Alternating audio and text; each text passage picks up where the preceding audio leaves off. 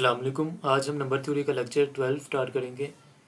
तो आज के लिए पहला क्वेश्चन है, if GCD of A B is equal to 1 then show that GCD of 2a plus B and a plus 2b is equal to 1 और 3। तो इसे हमने प्रूफ करना है कि इन दोनों का जीसीडी 1 या 3 है।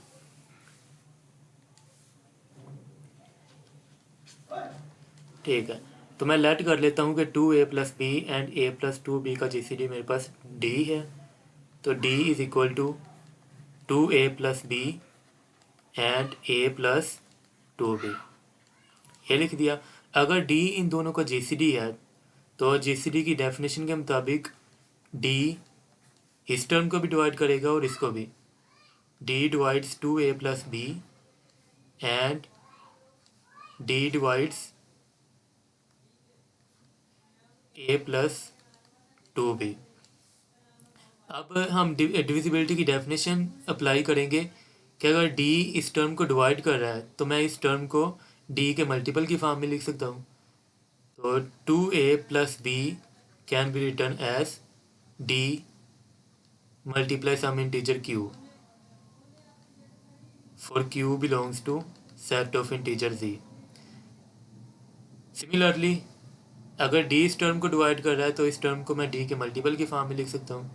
a plus 2b is equal to d multiply some integer select कर लें कि वो r है, for r belongs to z। तो ये मैंने डिविजिबिलिटी की डेफिनेशन अप्लाई की। अब इसे इक्वेशन नंबर 1 का नाम दे दें और इसे इक्वेशन नंबर 2 का। ठीक है, तो अब इक्वेशन नंबर 2 को मैं 2 से मल्टीप्लाई करवाता हूँ। मल्टीप्लाई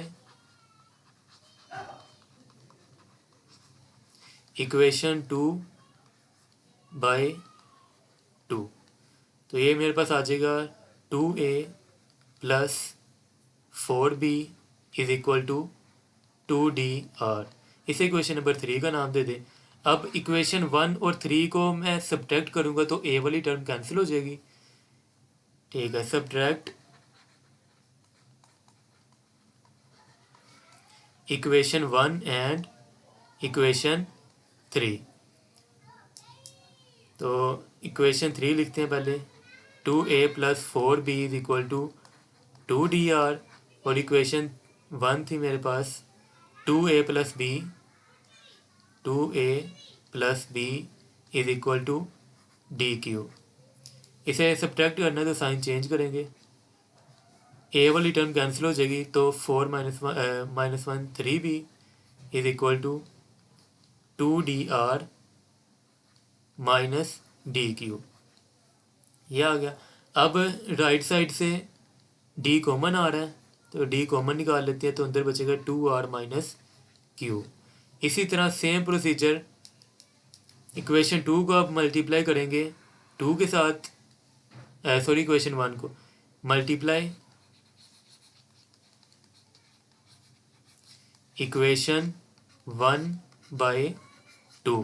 अब इसको मैं 2 से मल्टीप्लाई करूँगा तो b वाली टर्म कैंसिल हो जाएगी, यह आ जाएगा 4a plus 2b is equal to 2dq। इसे इक्वेशन नंबर 2dq, इसे इक्वेशन नंबर 4 का नाम दे दें। अब 2 और 4 को सब्ट्रैक्ट करेंगे,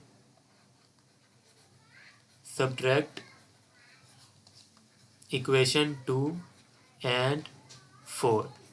तो इक्वेशन 4 है मेरे पास 4a plus 2b is equal to 2dq, और इक्वेशन 2 है a plus 2b is equal to dr।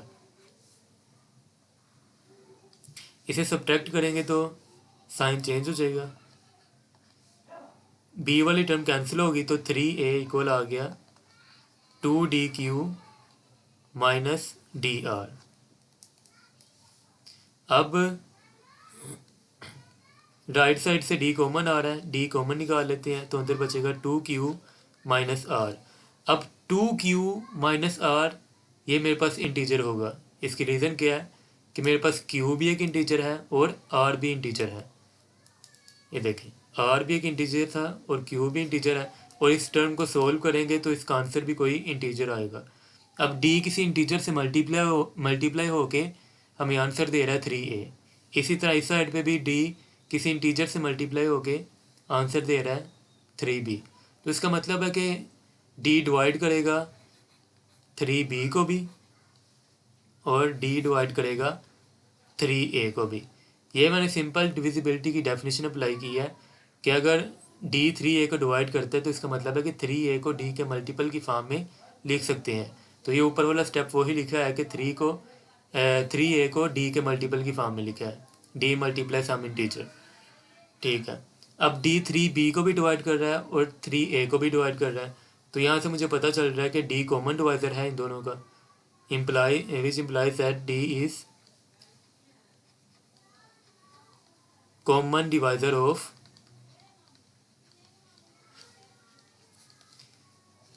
3a and 3b। अगर डी 3a और 3b का कॉमन डिवाइजर है तो इसका मतलब है कि डी 3a और 3b के जीसीडी को भी डिवाइड करेगा, क्योंकि देखे ना यही हमने जीसीडी की डेफिनेशन पढ़ी थी, D divides GCD of 3a and 3b। अच्छा, डिविजिबिलिटी की डेफिनेशन में हमने सेकंड पॉइंट पढ़ा था कि अगर मेरे पास कोई इंटीजर डी के अलावा कोई दूसरा इंटीजर सी एग्जिस्ट करे, इस तरह कि सी ए को भी डिवाइड करे और बी को भी डिवाइड करे, तो फिर सी लाजमी तौर पे डी को भी डिवाइड करेगा, where D is GCD of A and B. तो इसी तरह अब देख लें कि डी को समझ लें कि ये सी है, सी ए को भी डिवाइड कर रहा है और सी बी को भी डिवाइड कर रहा है, तो सी फिर ए और बी के जीसीडी को भी डिवाइड करेगा। तो ये वही स्टेप मैंने लिखा है, D divides GCD of 3a and 3b। अब एक थ्योरम पढ़ा था कि अगर मेरे पास लिखा हो GCD of C A and C B, तो उसे लिख सकते हैं C times GCD of A B. तो सेम थ्योरम हम इसके ऊपर अप्लाई करेंगे, 3 कॉमन आ जाएगा और जीसीडी ऑफ ए बी। अब मुझे पता है कि GCD of A B is equal to 1 है, ये हमने स्टेटमेंट में देखा था कि ए और बी का जीसीडी 1 है।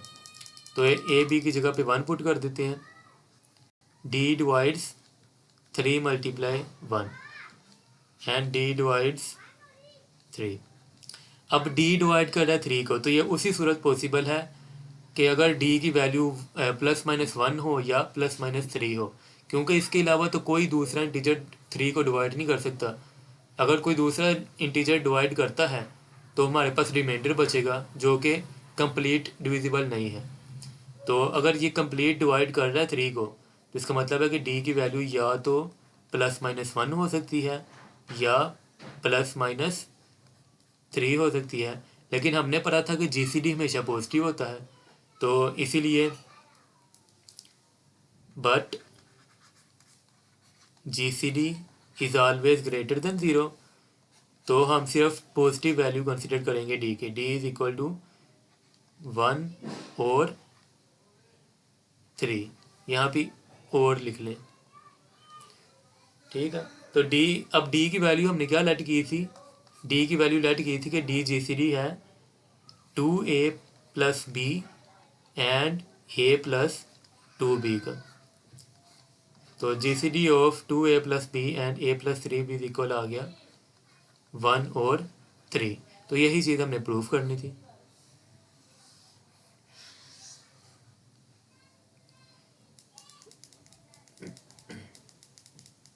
नेक्स्ट मेरे पास क्वेश्चन है, express GCD of 256 and 1166 as linear combination of 256 and 1166। कि हमने इन दो टर्म्स का जीसीडी फाइंड करना है और उस जीसीडी को इन्हीं दो नंबर्स के लीनियर कम्बिनेशन की फॉर्म में लिखना है। मिसाल के तौर पे मैं लेट कर देता हूँ कि इसका जीसीडी अपने पास से कि इसका जीसीडी आया 4, तो 4 को मैंने एक्सप्रेस करना है लीनियर कम्बिनेशन की फॉर्म में 256 और 1166 के। अब यहाँ पे कोई ना कोई इंटीजर आएगा, मल्टीप्लाई होगा, क्योंकि यही फॉर्म होती है ना लीनियर कम्बिनेशन की, D is equal to ax + by। A और बी की वैल्यू क्या है 256 एंड 1166, और x और y कोई भी इंटीजर हो सकते हैं यहाँ पे। तो हमने बेसिकली इस इक्वेशन की फॉर्म में लिखना है इन दो नंबर्स के जीसीडी को। तो इसे प्रूफ कर लेते हैं।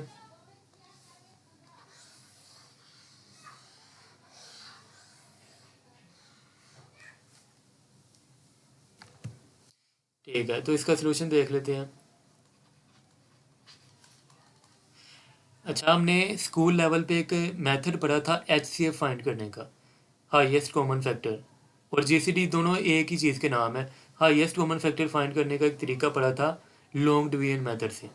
उस लॉन्ग डिवीजन मेथड से हम जब हम दो नंबरों को डिवाइड करते हैं तो जो सबसे लास्ट वाला डिवाइज़र बचता है वो हमारे पास क्या होता है, HCF। तो हम सेम प्रोसीजर यहाँ अप्लाई करेंगे और सबसे पहले GCD फाइंड करेंगे। उसके बाद हम इसे उस GCD को लीनियर कम्बिनेशन की फॉर्म में लिखेंगे। तो सबसे पहले हम इसका GCD फाइंड करते हैं by using long division method. Long division method क्या था कि 1166 को अंदर रखेंगे और 256 पे डिवाइड करेंगे।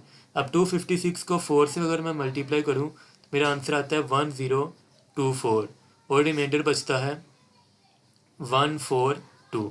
अब 142 छोटा है 256 से, तो 256 को अब नीचे उतारेंगे और 142 पे डिवाइड करेंगे। तो 142 142, क्योंकि अगर मैं 2 से मल्टीप्लाई करता हूँ तो ये 256 से बड़ा हो जाएगा। अब इसका रिमाइंडर बचता है 114। अब 114 छोटा है 142 से, तो 142 को अंदर रखेंगे, 114 पे डिवाइड करेंगे तो ये 1 पे डिवाइड हो रहा है, रिमाइंडर बचेगा मेरे पास 28। अब 28 छोटा है तो 114 पे डिवाइड करेंगे तो ये आ जाएगा 28 फॉर द 112 और रिमाइंडर बचा 2। अब 2 छोटा है 28 को अंदर रखेंगे तो 2 को मल्टीप्लाई करवाएंगे 14 के साथ, तो ये मेरे पास कंप्लीट डिवाइड हो गया 14 पे। और ये जो मैंने लास्ट टर्म मैंने कहा था कि ये डिवाइज़र होता है, ये मेरे पास GCD होता है, जैसे हम HCF भी कहते हैं। तो ये मेरे पास आ गया 256 और 1166 का GCD। अब हमने इस 2 को लीनियर कम्बिनेशन की फॉर्म में लिखना है, इन्हीं दो नंबर के लीनियर कम्बिनेशन की फॉर्म में। तो उसके लिए अगर आप इतने हिस्से के ऊपर डिवीजन एल्गोरिथम अप्लाई करें, इतने हिस्से के ऊपर, तो ये मेरे पास क्या आ गया, डिवाइज़र 4 क्वोशंट है और 142 रिमाइंडर है। तो इसके मुताबिक क्या फॉर्म बनेगी, बाय डिवीजन एल्गोरिथम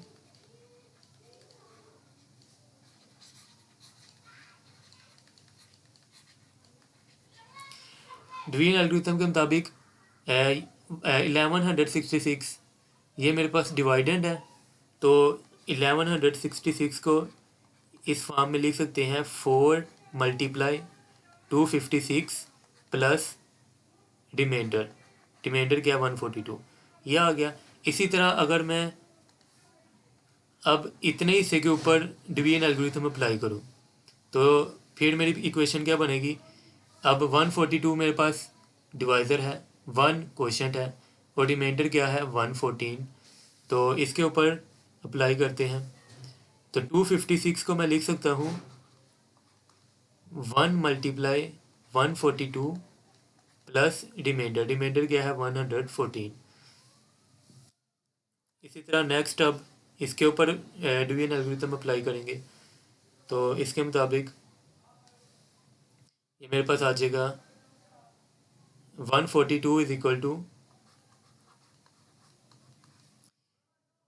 ये 142 इक्वल आ जाएगा 1 मल्टीप्लाई 114 प्लस रिमाइंडर। रिमाइंडर क्या है 28। इसी तरह लास्ट पे अब इतने हिस्से के ऊपर डिवीजन एल्गोरिथम अप्लाई करेंगे तो 114 इक्वल आ जाएगा 4 मल्टीप्लाई 28 प्लस रिमाइंडर क्या है 2। तो अब मुझे यही चीज़ चाहिए थी कि जिसमें ऐसी क्वेश्चन चाहिए थी जिसमें 2 आता हो, क्योंकि 2 को मैंने लीनियर कम्बिनेशन की फॉर्म में लिखना है 256 और 1166 के। अच्छा, अब ये 4 इक्वेशन आ गई हैं तो इन इक्वेशन को थोड़ा सिंप्लीफाई कर लेते हैं। अगर 142 की वैल्यू सेपरेट करूँ मैं तो 142 इक्वल आ जाएगा 1166 माइनस 4 मल्टीप्लाई 256 इसी तरह 114 को सेपरेट करेंगे तो 256 माइनस 1 मल्टीप्लाई 142। इसी तरह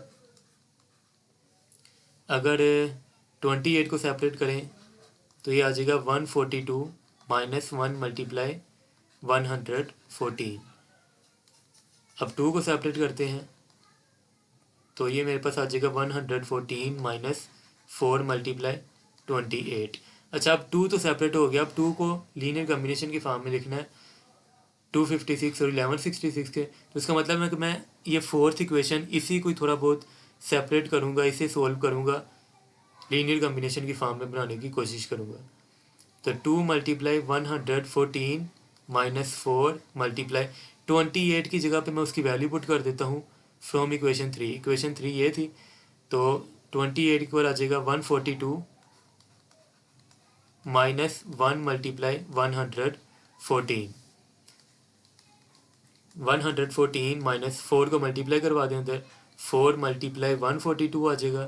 फिर बाहर माइनस है तो minus minus plus, 4 1 the 4 multiply 114। अब ये जो 114 है प्लस का 114 एंड प्लस का 4 मल्टीप्लाई प्लस का 4 और प्लस का 1 5 टाइम आ जाएगा 114, और ये माइनस 4 मल्टीप्लाई 142 वैसे ही आ गया।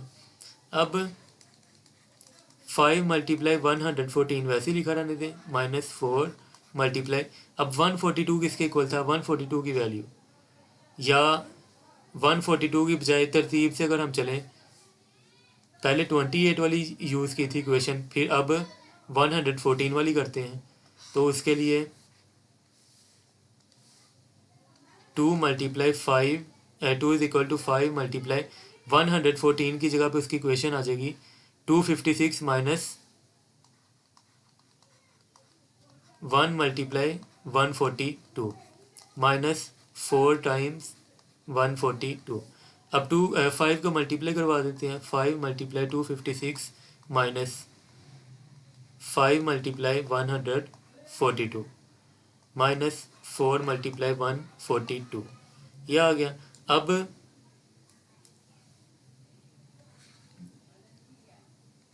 2 इज इक्वल टू 5 मल्टीप्लाई 256, ये माइनस का 5 142 है और ये माइनस का 4 142 है, तो इसका मतलब है कि माइनस माइनस माइनस 9 आ जाएगा, माइनस 9 टाइम्स 142।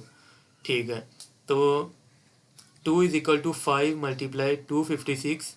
एक चीज़ से मेरे पास आ गई है कि 256 तो आ गया, अब किसी तरह अगर 1166 भी आ जाए तो ये फिर 2 इसके लीनियर कॉम्बिनेशन के फॉर्म में आ जाएगा। अब 142 की जगह पे उसकी इक्वेशन पुट कर देते हैं। 142 किसके इक्वल था, ये मेरे पास इक्वल था 1166 माइनस 4 मल्टीप्लाई 256। इसकी जगह पे लिख देते हैं 1166 माइनस 4 मल्टीप्लाई 256। अच्छा, ये आ गया।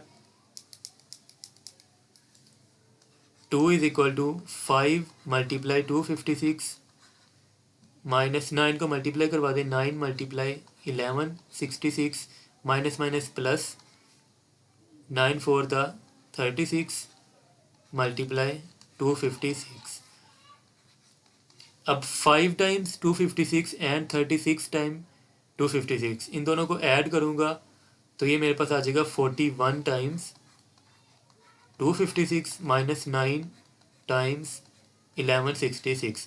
तो इसे मैं यूँ भी लिख सकता हूँ कि 41 मल्टीप्लाई 256 प्लस और माइनस को अंदर 9 के साथ लिख लें 1166।